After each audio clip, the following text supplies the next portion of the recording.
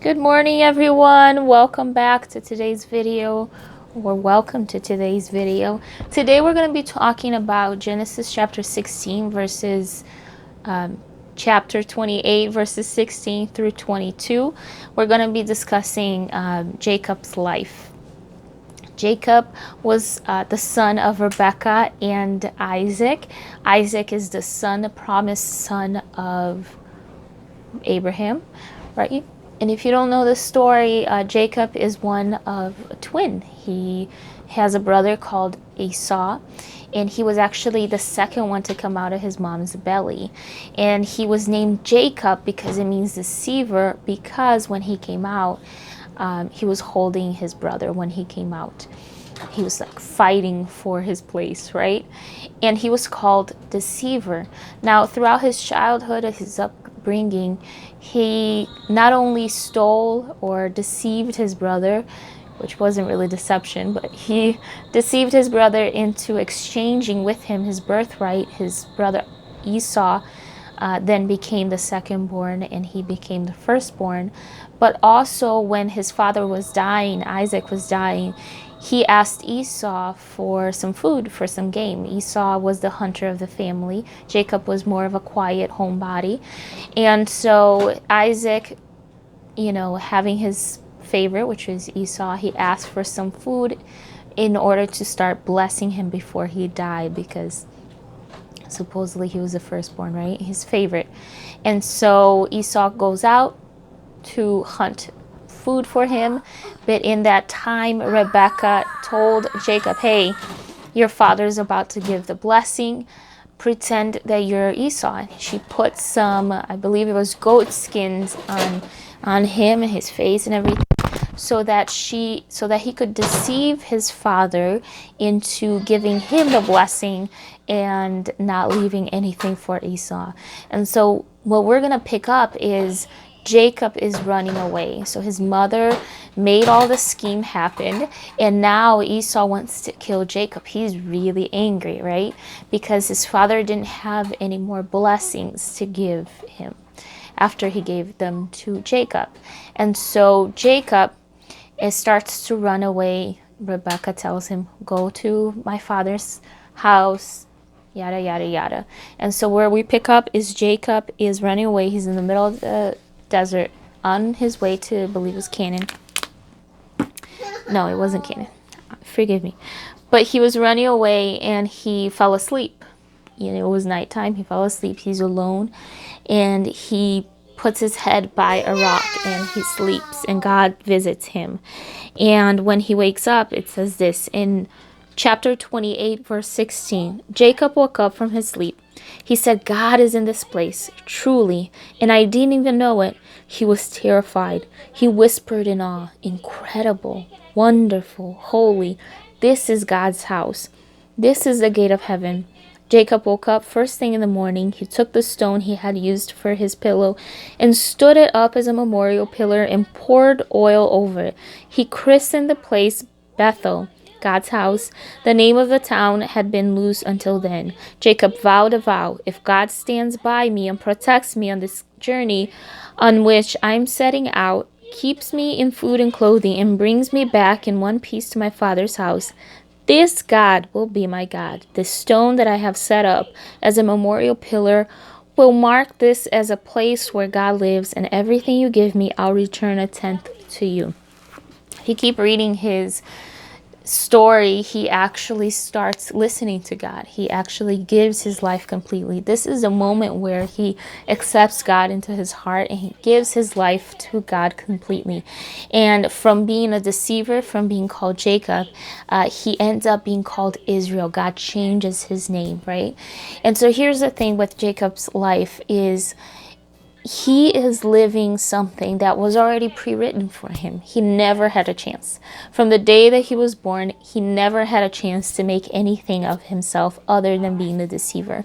There was a script already written for him by his parents, and his mom, instead of being a wise woman and guiding him and protecting him and showing the ways of God along with Isaac, she didn't. She was the one helping him deceive and having that preference over him.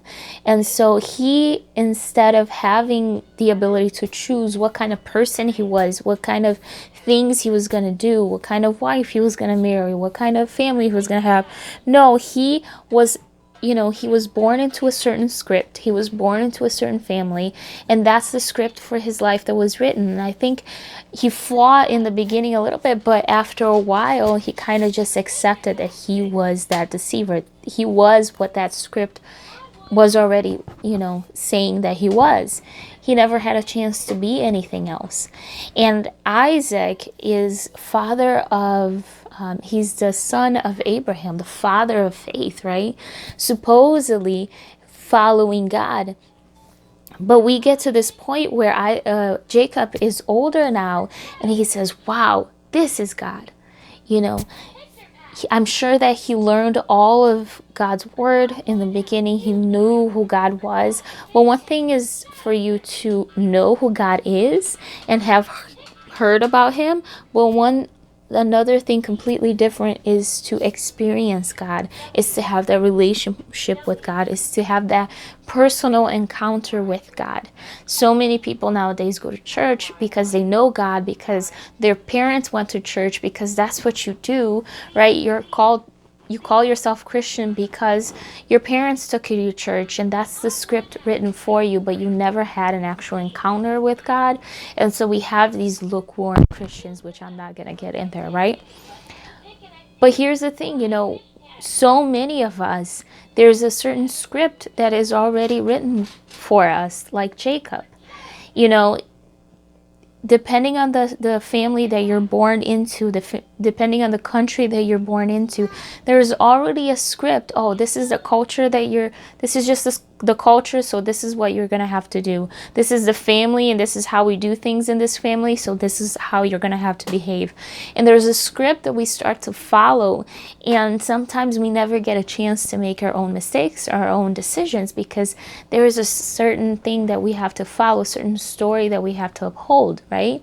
Or else I'm going to hurt my parents' feelings, or else I'm going to hurt somebody's feelings, because it's already pre-written for you. They choose your name. Sometimes they choose your occupation. They choose, oh, that person isn't really right for you. That person is. And after a while, that rebellious child that wants to find out try to figure out what their personality is and everything, the parents start to make them be a certain way because of the religion that you grew up in, and the family style and the culture style and everything. Sometimes we never have a chance. But it wasn't until Jacob had a true encounter with God that God, he's feeling alone. He's feeling confused. He's completely by himself, right? He has all of this history, but it's not his story. It's his father's story. It's his grandpa's story. It's not his story that he's writing for himself. And he finds himself alone. And he finds himself scared and confused. And he gets a visit from God himself. God saying that he's going to make a huge nation out of him. God saying that he is protecting him all the way. And so he has an encounter with God, and all the God that he had heard about, before, he now actually sees God. He says, wow, this is God. He's wonderful. He's holy. He is memorized, right? And what I like about Jacob is he doesn't just go on, or this is the God of my father. No. He accepts. He takes that God for himself, and he actually transformed his life. Was he perfect? No. He was still called Jacob. So he was still a deceiver by nature. He had to fight against that habit. He had to fight against that script for a really long time before he was actually able to break from it. As much as he tried to be faithful and not deceive and be hardworking, sometimes he will fall short because he was still a deceiver. It wasn't until God came and changed his name to Israel that that script completely changed. And here's the thing, God can do the same thing for us. When we give our lives to God, when we give our lives to Jesus, he can write a new script for us. He can give us a completely different name. You know, maybe you're living your life following that certain culture, following that certain family, following that certain script that's pre-written for you, and you never have a chance. This is just life. This is how I'm going to live. This is how it's going to happen. But no, when we give our lives to God, this is why we say that we're born again, because he gives us a new script. He gives us a new identity. He gives us a new name. And now we are able to choose, make our own decisions. Now through Christ and through his guidance, we're able to have the victory. We're able to sing in the rain. We're able to do so many other things and break from all that culture and the expectation and the script that's written for us that we weren't able to do. And here's the thing, you know, we have certain habits in our lives. We have certain things in our lives that we're going to fall short in sometimes because it's already so ingrained inside of our hearts that it's going to be hard. Like Jacob, sometimes he fell short, but he would get up and he knew that God was with him. And God eventually changed his name and made him a new nation, right? And that's what God wants to do for each one, for me, for you, for each one of us, is to give us a new name, is to help us break free from those habits, break free from that script, break free from that past that has a hold on us, and write for us a new story. And it doesn't take much. It's completely free. It just takes one decision to change the rest of your life. I'm going to read a few more verses for you because I want to show you what God really does for our lives. Isaiah chapter 49, verse 15 says this: "Can a mother forget the infant at her breast, walk away from the baby she bore? But even if mothers forget, I never forget you, never. Look, I've written your names on the backs of my hands. The walls you're rebuilding are never out of my sight." So Rebecca gave bad advice to Jacob. She was the one who, pushed him to be a deceiver. But God never fails us. He's always with us. He's always protecting. He's always upholding us. Luke chapter 12, verse 7 says this: "What's the price of 2 or 3 pet canaries? Some loose change, right?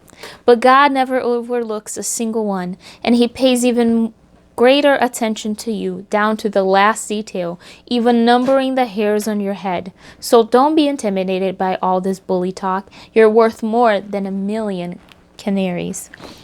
So that's the thing, guys. That's the message I have for you today. Is God is so ready to give you a new name, to give you a new identity. You don't have to follow that script that's been pre-written for you. But it takes us giving our lives completely to God and having that encounter. Don't live off of the faith of somebody else. The faith that your mom had, that your dad had, that your family member had, they can't save you. Don't live off of that faith. Oh, because this is the church we grew up, this is what we do. No, no, no. Have your own faith, have your own identity. And that's only when you give your life completely to God that he can write a new script, that you have a chance to actually have a new life in him and have a new script. So God bless you, and I'll see you guys next time. Bye-bye.